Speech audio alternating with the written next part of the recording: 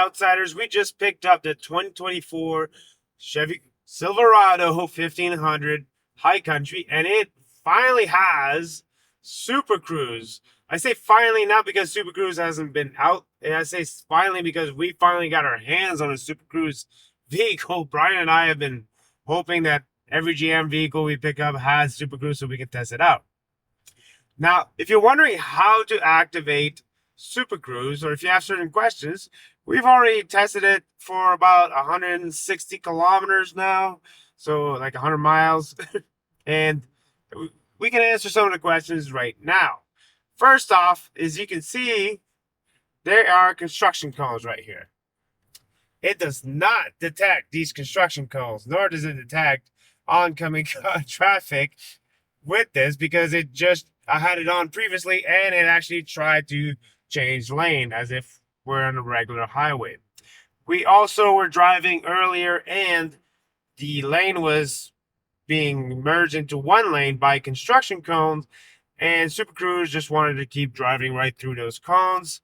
So just be careful when you're activating Super Cruise. It doesn't seem to detect construction zones and the cones themselves, so it will drive right through them. And we wait to the very last fraction of a second to intervene. Brian's butthole tightened right up.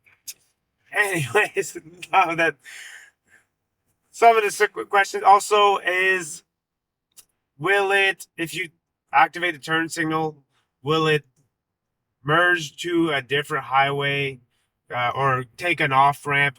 No, it will not.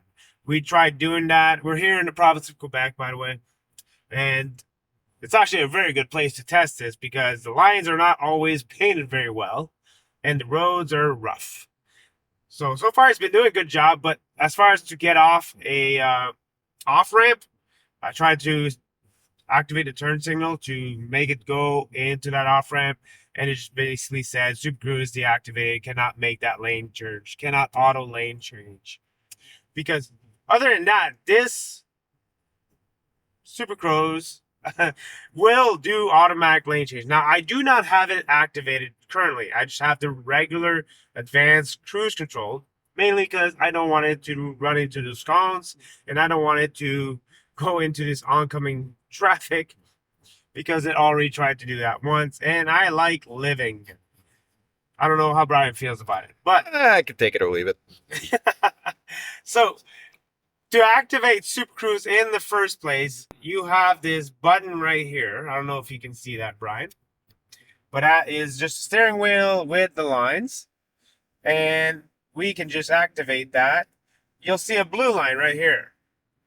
So you stay between the lines. It's blue. It's figuring things out. You have it set your speed. Once it's green, you can let go. Wow. Okay, I don't know why this car is coming into oncoming traffic. Anyway, okay, Well, auto lane change. Jesus. Let's make sure there's no more oncoming cars. Where did he come from? I don't know where he came from. Like we said, always fun to test cars in Quebec. And always pay attention to, I don't even know if you got that on camera, bro. I was trying to get the dash. Because Super Cruise may not detect that. We're not going to test it out. So once it's a solid green line, you're good to go, hands-free, but you still have to keep your eyes on the road. There's a sensor here, and you can see the flashing lights here as well. And it already performed an automatic lane change. So I have it set at the speed I want. You do not have to set it to the speed limit. You can set it to whatever speed you want. Now you can tell too, Brian, I'm wearing glasses, right? So for people that have questions about how does it work with glasses or sunglasses, these are polarized sunglasses, and it has no problem detecting my eyes through it. So definitely getting some laser damage in my eyes right now. I'm just kidding. There's no damage to the eyes whatsoever. That being said, it stays perfectly between the lanes. It does change lanes when it does need to pass a slow-moving vehicle. And it seems to sense when there's a slow-moving vehicle well ahead of time. I definitely like that it'll sense it. You don't have to come up to it, slow right down, and then change lane. It will sense it far ahead enough. And right now we're going to do another automatic lane change. So I get a vibration in my seat on my right butt cheek. Then I see the turn signal activated, and it says on the actual gauge, automatic lane change.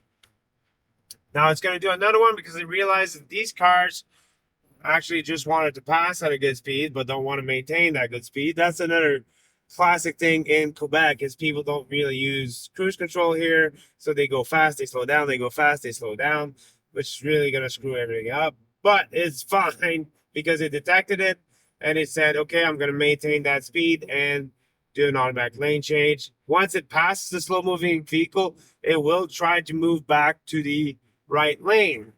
So it's obviously smarter than a lot of drivers we have around here because a lot of you guys are just chilling in the left lane without passing anybody, and that is so annoying. That being said, we're just going to keep cruising along. Brian, do you have any points about cruise control that I may have missed? I think you got it. The other thing we had to check real quick is whether it's going to tie into your GPS or not, and it will not. So, and it'll keep you going on whatever road you're going, but it will not follow your GPS, even though we've got the integrated Google here. Yeah, see, I just canceled an auto lane change because it doesn't detect that construction right there. It did not detect it, and usually, we want to give a lane of off of the construction workers for extra safety. So it was going to change lane, and you can cancel that by a couple ways. You can take the steering wheel and just fight the power, or you can just say no and activate the turn signal the opposite way, and it'll automatically cancel that automatic lane change. As far as advanced driver assist, I don't really have much to compare to, so I'm going to rely on you guys' feedback.